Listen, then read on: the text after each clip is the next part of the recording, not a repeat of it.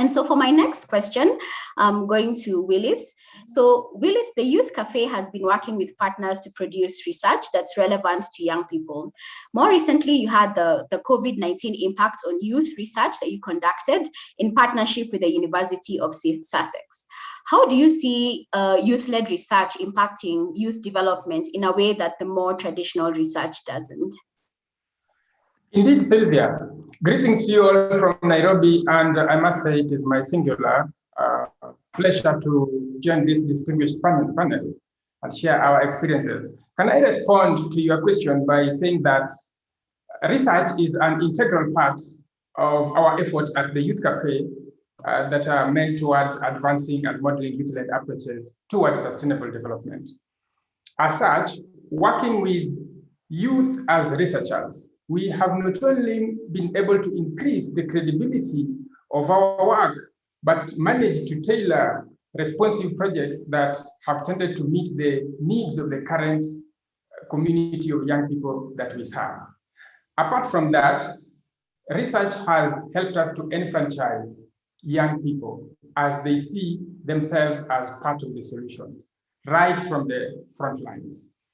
A case in point was the Lockdown Live, finding youth-led solution to COVID-19 project that you have just mentioned, Sylvia.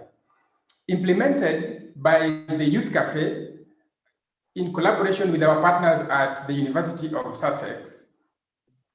The selected students from the university, as well as members of the Youth Cafe, carried out a series of digital events bringing together 45 young participants from Ghana, Nigeria, Cameroon, South Africa, Rwanda, the United Kingdom, and Kenya to address the issues that have emerged as a result of the COVID-19 pandemic. The intention that we had was to help find coping mechanisms for the situation, as well as map out youth-led solutions to emerging crises. Through the project, we looked at the impact the pandemic has had on learning, on mental health and health literacy, on the use of technology, the internet and disinformation, on civic space and participation, on safety and protection issues, as well as the immediate future of the global economy or post-COVID futures. Now, each event in the series involved a preliminary planning event each week. And these events brought young people, or panelists, as we call them, to come together to prepare questions and draft statements, to research and contribute blogs, to generate ideas on each topic. These were then followed by an actual event featuring youth panelists alongside identified experts on the topics. We saw young people's ideas, ingenuity, and energy enrich the project on many special ways. For example, the Youth and COVID-19 series of podcasts proposed by young people themselves continue to date to provide safe digital convening spaces for young people to facilitate ongoing interactions, even as the pandemic evolves. The podcast has played an important role in educating and advocating for the youth perspectives with regards to the pandemic. As a result of our project, the Youth Cafe's leadership in youth involvement amidst the crisis was recognized.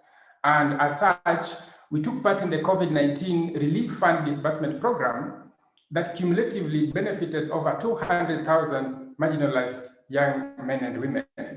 In addition, our health and information literacy program won the first position during UNESCO's Global Awards for the year 2020. Our participating young people continue to feature in various national and local TV and radio programs to magnify youth voices and promote their meaningful involvement in post-COVID recovery programs. At the Youth Cafe, we believe that if an intervention is designed for youth, then it should be designed with them. As such, by joining young people with experienced researchers, the Youth Cafe has benefited from both sides. To sum it up, if you want research recommendations to become actions faster, then work with young people. For more information about our project, we'll be happy to share links to our final reports. Thank you. Thank you so much, Willis.